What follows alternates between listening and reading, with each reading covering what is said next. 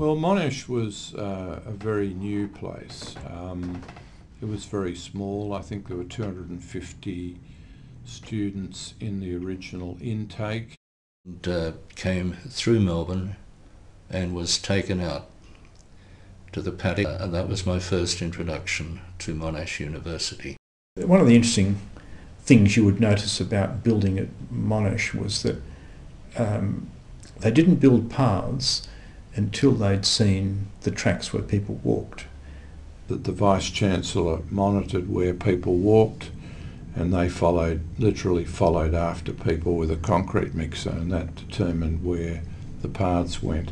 You know, getting across to the Union building, or the campus centre as it's now called, was quite a trek, you know, almost needed gumboots.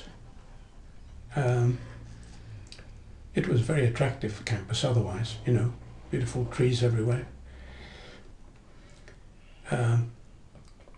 The buildings were sparse. It was easy to get on with people from other faculties because the dining room then, it wasn't called the club, but whatever it was in the Union building initially, and people from all faculties would go and sit at common tables and so on, discuss things. It was great.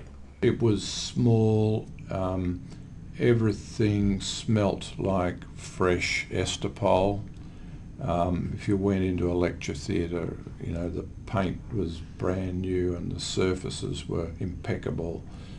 I'm sure now if you go into many of these places you'd find initials carved in the desk. Well, there was none of that.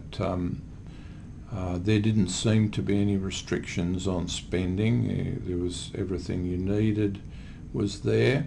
The whole place had this vibrant feel about it then, that people were actually trying to make something. You could see things happening.